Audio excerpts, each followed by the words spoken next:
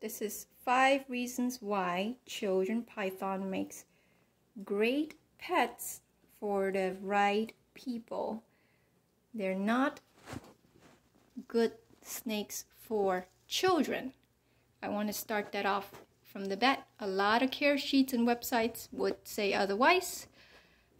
Children python are known to be nippy when they're babies, and they can stay nippy when they're adults. Most will calm down, but as you can see, Bender is cruising around the tank looking for food.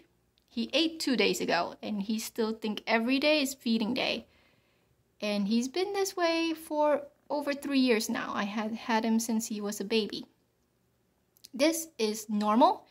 This is typical children python behavior. Always cruising for food, always thinking there's food, and sometimes even think you're food by mistake. So they have a tendency to nip defensively. They also have a tendency to bite thinking you're food by mistake. But they are not aggressive snakes. They're just better for older teenagers or adults to have. Someone who can read snake behavior a little bit better. So that's not the number one reason to begin with why they're such great pets, is they're so easy to feed. They love to eat. Mine eats year round, winter, summer, spring, doesn't matter, he eats. And if I let him, he'll eat more than I give him. And he's not a starving little boy, he's not. So, good snakes to feed. You don't want to deal with a picky eater. You won't find one in the children python. So that's number 1. Number 2, they are small in size for a python.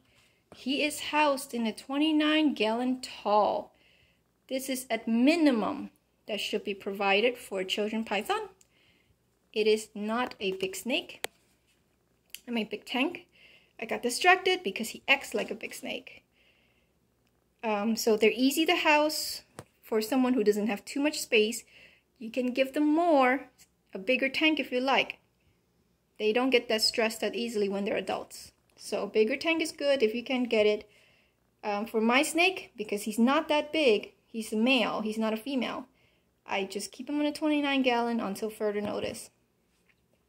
However, whatever you pick, they like to climb, as you see. He loves to sit on this log. He would wait for his food, sleep in the log, hang out in a log, shed in his log, doesn't matter. But also provide a hide, which he does use as well when he feels like sleeping on the floor.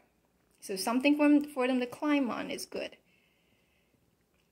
Number 3, they are very much affordable.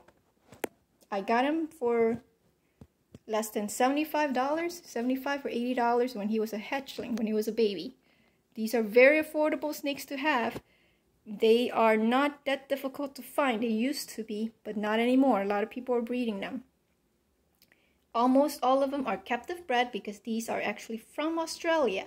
This is an Australian species. So all of these Australian species, like the bearded dragon, the Woma python, and the children python, are all captive bred. So you never have to worry about getting a wild-caught species that may need to see a vet to get their parasites out of them, because wild species tend to have parasites. They are born in captivity. They don't know what the wild looks like or feels like. It's better this way for their own safety. So they're affordable as well. You can find them easily on morphmarket.com or any other website. Number 4, they have a lot of personality. I call these, especially Bender, this species, they are like the Chihuahuas in the dog world. They may be small, but guess what? They're not scared of you, and if they don't like what you're doing, they would definitely show you that attitude.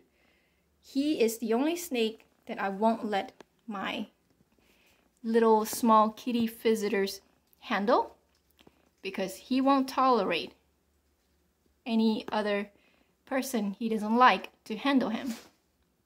That doesn't mean that they're bad snakes. They're not. They just have so much attitude, so much personality in such a small little body. and they're so active, so you never get bored with them. And they're so fun to watch. They have this beautiful coloration in their scales. If the sunlight hits their scales, it looks like rainbow. It's a rainbow sheen on their scale. You can barely see it with the camera. And lastly, number 5, why children python makes such great pets besides its small size, small tank, great personality, easy to feed. They are hardy. These snakes are like corn snakes. They are pretty much bomb-proof. I don't want to say completely. Of course, don't screw it up. Do your research. They are very easy to care for. Temperature no higher than 88 to 90 the most. 88 to 90 basking spot. Room temperature for ambient and cool side, and they're good to go. I have had the room even as cold as 75 degrees in winter. Doesn't faze him. He still eats. He doesn't care. So they're very easy to house, very easy to heat, very easy to take care of. You can use aspen. I like cocoa husk, so you can use cocoa husk. Humidity level should be kept about 30% or less because they are the dry species. However, they are so hardy, you can use cocoa husk, which is actually not good at keeping humidity anyway, in a glass tank where the humidity just flies right out. So you do have options if you don't like aspen, which may dry the tank up a little too much, and some people just don't like the feel or the dustiness of aspen substrate. So there are my 5 reasons why children pythons make great pets.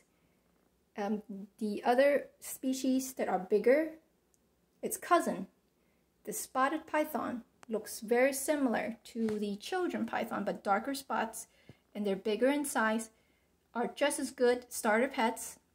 There's also the smaller cousins, the smaller versions of the children python.